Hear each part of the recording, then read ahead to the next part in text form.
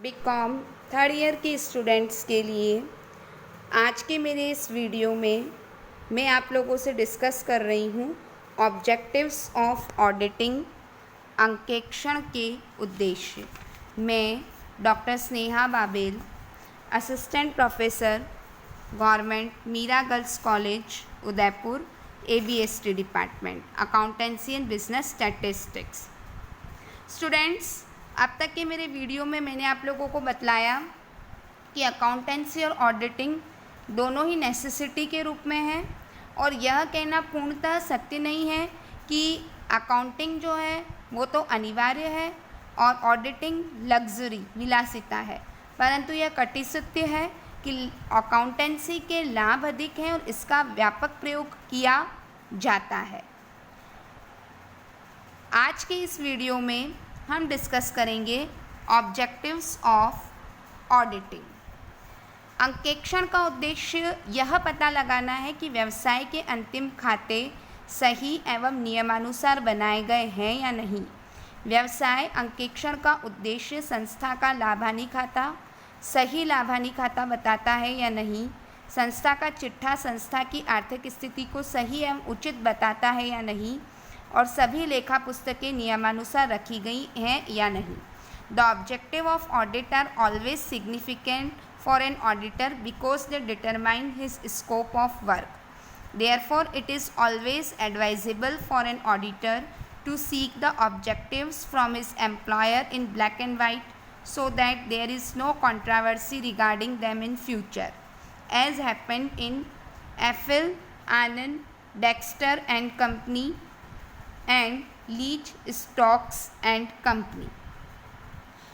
इसमें ये कहा गया है कि अंकेक्षक को अपना कार्यक्षेत्र निर्धारित करने के लिए नियोक्ता से जो उद्देश्य है वह लिखित में ले लेने चाहिए, ताकि भविष्य में उसके संबंध में कोई दायित्व जो है वह इसके संबंध में उत्पन्न न हो, जैसा कि FL versus Anand Dexter and company और लीच वर्सेस स्टॉक्स के मुकदमे में हुआ था। If an auditor is appointed under a statue, his owns becomes light because the statute may be self-explanatory with regards to the rights, duties and liabilities of the auditor, and therefore there would be no room for controversy or dispute। विधान के अंतर्गत यदि auditor की नियुक्ति हुई है तो उसके जो दायित्व हैं, उसकी ड्यूटीज़ हैं, राइट्स हैं, वो सब विधान के अंतर्गत ही हैं, तो किसी भी प्रकार के डिस्प्यूट की जो है वह कोई जगह ही नहीं रहती है। अतः समस्त तथ्यों को ध्यान में रखते हुए अंकेक्षण के उद्देश्य को दो भागों में बांटा गया है, मुख्य उद्देश्य और सहायक उद्देश्य। साथ ही मानक लेखांकन यानी स्टैंडर्ड्स ऑन ऑडिटिंग 200 और स्टैंडर्ड्स ऑन ऑडिटिंग 250 के अंतर्गत अंकेक्षक का उद्देश्य क्रमशः रिपोर्टिंग, अंकेक्षक को वित्तीय विवरणों पर विचार प्रकट करने में समर्थ करना और भूल कपट की रोकथाम, पकड़ तथा शुद्धि का प्राथमिक उत्तरदायित्व प्रबंध करना है। यानी स्टैंडर्ड्स ऑन ऑडिटिंग के अंतर्गत ऑडिटर के जो है वह उद्देश्यों को बतलाया गया। जैसा कि मैंने आपको कहा, मुख्य उद्देश्य जो मेन प्रिंसिपल है वह मेन प्रिंसिपल है examination the truth and fairness of the financial account. अंकेक्षण का महत्वपूर्ण उद्देश्य यह है कि लेखों एवं संबंधित ब्यूरो तथा प्रपत्रों की इस प्रकार जांच करें जिसके परिणाम स्वरूप अंकेक्षक यह रिपोर्ट दे सके कि लाभ हानि खाता व्यापार की लाभ हानि का एवं चिट्ठा व्यापार की आर्थिक स्थिति का सत्य, संतोषप्रद एवं विश्वसनीय विवरण है। स्पाइसर और पैगलर ने क्या कहा है कि अशुद्ध एवं धोखाधड़ी का पता लगाना मात्र ही अब अंकेक्षण का उद्देश्य नहीं है, बल्कि अंकेक्षण का उद्देश्य वार्षिक विवरणों को विश्वसनीयता की मात्रा जो है वह निर्धारित करना है। अंकेक्षण का मुख्य उद्देश्य नियोक्ता और उसके कर्मचारियों द्वारा तैयार किए गए खातों एवं विवरणों का सत्यापन करना है, जो स्पाइसर एवं पैगलर और वॉटर डब्ल्यू विग के अनुसार है। अब हम बात करते हैं सब्सिडरी उद्देश्यों की, सहायक उद्देश्यों की, जिसके के अंतर्गत सबसे पहला उद्देश्य आता है अशुद्धियों का पता लगाना, discovery of errors। Another object of audit is to discover errors and rectify them। There are several errors which are disclosed by routine audit process, but there may be a few which would be discovered on the basis of intensive knowledge and vast experience of audit, जैसे कि हम कहते हैं मजदूरी का अधिक भुगतान हो जाना, डेप्रिसिएशन की राशि का या परसेंटेज का कम या अधिक लग जाना, एक्सेट्रा। थर्ड आता है कपट अथवा गबन का पता लगाना, डिटेक्शन ऑफ फ्रॉड।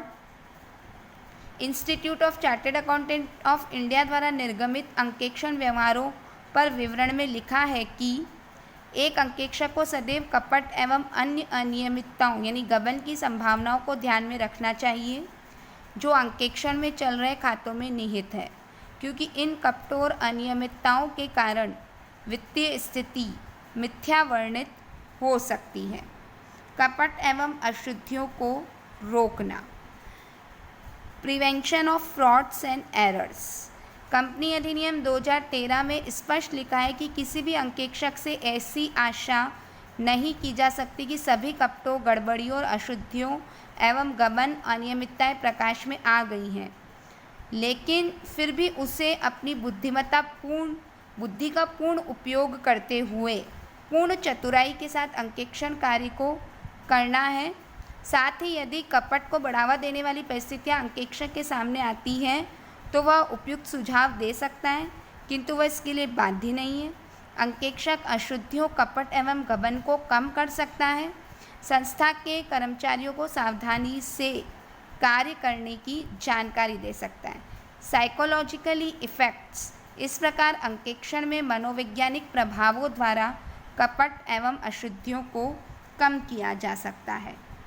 फिर है प्रबंधकों को परामर्श देना, that is advice to management. परामर्श देना अंकेक्षक का न तो वैधानिक कर्तव्य और न ही आंतरिक मामलों में अंकेक्षक की सलाह मानने के लिए प्रबंधक बाध्य हैं, लेकिन ये ज़रूर है कि लेखांकन संबंधी परामर्श प्रबंधकों को मान लेना चाहिए। इसलिए अंकेक्षण का एक उद्देश्य यह भी है कि हिसाब किताब की जांच के समय यदि संस्था की कर्मचारियों की जानकारी हो जाती है तो प्रबंधक को परामर्श दे। कर्मचारियों पर नैतिक प्रभाव डालना, यानी उनका जो मॉरल इम्पैक्ट उनके ऊपर डालना है एम्प्लॉयज़ पे। अंकेक्षक अपनी जांच प्रक्रिया से कर्मचारियों में जांच का भय जागृत करता है ताकि अशुद्धि एवं कपट की संभावना कम हो जाए, कर्मचारियों में सत्यता की भावना जागृत हो एवं कर्मचारियों की नैतिकता में वृद्धि हो। अंकेक्षण को राय प्रकट करने हेतु योग्य योजना बनाना, जिसमें कि objective determined by international auditing practice committee भी है। साथ ही अंतर्राष्ट्रीय अंकेक्षण एवं आश्वासन मानक मंडल ने अंकेक्षण को इस उद्देश्य पर प्रकाश डालते हुए कहा है कि वित्तीय विवरण पत्रों का उद्देश्य अंकेक्षक को इस प्रकार से योग्य बनाता है कि वह इस पर अपनी राय प्रकट कर सके। फाइनल जो है वो ये है कि ascertaining true financial position of the business, company की वित्तीय स्थिति का पता लगाना, राय व्यक्त करने में अंकेक्षक को समर्थ बनाना, अंकेक्षक संख्या की वित्तीय स्थिति एवं गतिविधियों का सही एवं उचित दृष्टिकोण प्रस्तुत करें, अंकेक्षक प्रतिवेदन संबंधी कार्यों से बाहर निकाले और विशिष्ट क्षेत्रों में विभिन्न लेन देनों का विवेक एवं औचित्य के बारे में भी अपनी राय प्रकट करें। इंटरनेशनल ऑडिटिंग प्रैक्टिस कमेटी ने जो ऑब्जेक्टिव डिटरमाइन किए हैं, the committee has told that the object of auditing financial statement is to enable the auditor to express his opinion regarding them. The opinion of the auditor should not be construed as an assurance of prospective strength of the financial position of the company and efficiency of the management. तो कुल मिलाकर के अंकेक्षण का उद्देश्य यह पता लगाना है कि व्यवसाय के अंतिम खाते सही एवं नियमानुसार बनाए गए हैं या नहीं। व्यवसाय अंकेक्षण का उद्देश्य संस्था का लाभानी खाता सही लाभानी खाता को बताता है या नहीं, संस्था का चिट्ठा संस्था की आर्थिक स्थिति को सही एवं उचित बताता है या नहीं, और सभी लेखा पुस्तकें नियमानुसार रखी गई हैं अथवा नहीं। So students, today's assignment for you, explain the objective of an auditing, जो मैंने आपको मुख्य और सहायक उद्देश्य बतलाए हैं अलग अलग केस का रेफरेंस देते हुए आज के इस वीडियो में, वो आप नोट्स पूरी तरीके से अपनी नोटबुक में नोट डाउन करेंगे। आज के मेरे इस वीडियो में मैंने आपको ऑब्जेक्टिव्स ऑफ ऑडिटिंग समझाया। अब जो मेरा नेक्स्ट वीडियो ऑडिटिंग में आएगा उसमें मैं स्कोप ऑफ ऑडिटिंग और देन टाइप्स ऑफ ऑडिट में आप लोगों को समझाऊंगी। Stay safe, stay healthy and do your study properly. Thank you.